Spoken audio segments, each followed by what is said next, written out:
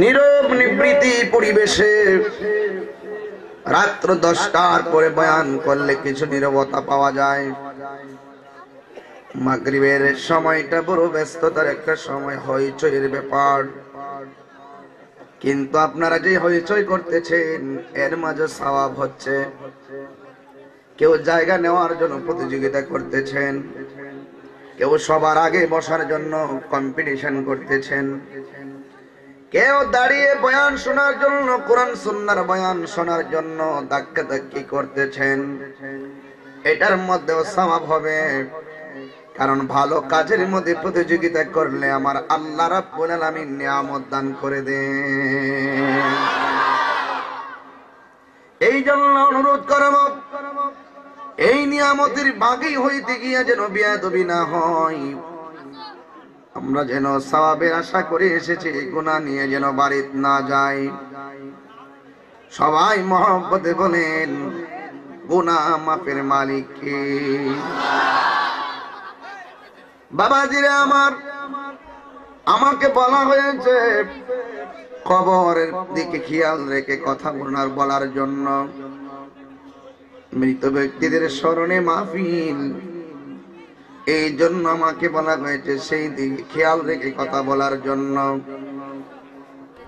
দুনিয়াতে চলবেন, ফিরবেন, খাইবেন, ঘুমাইবেন, চলতে পারেন, খাইতে পারেন, ঘুমাইতে পারেন, কিন্তু একদিন আমার আপনার বেলা শেষ হয়ে যাবে।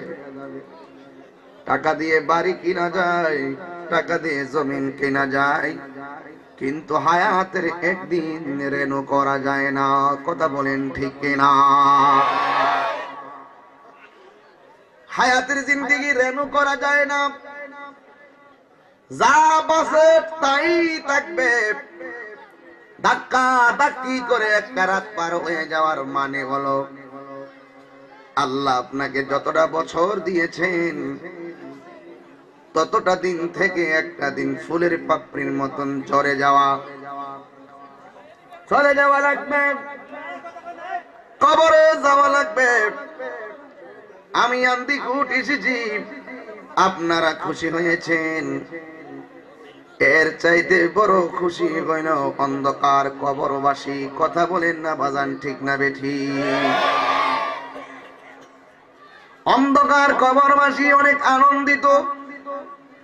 ওরা কবর দিকে বলতেছে, হে আমার সন্তান, হে আমার স্বামী, হে আমার বাবা, আজকে তোমরা অন্তর খুলে আমার জন্য দোয়া করো। দেখবা এই দোয়ার উসিলায় আমার আল্লাহ তাদের কবরে রহমত নাজিল করতে পারে কি পারে না। এই জন্য আমি কোরআন থেকে আয়াত পড়ছি, কুল্লু মান আলাইহা ফান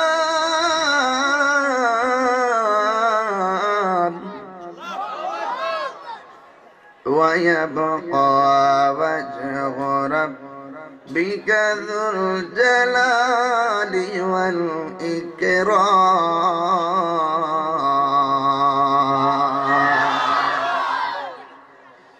কুল্লু মান আলাইহা ফান,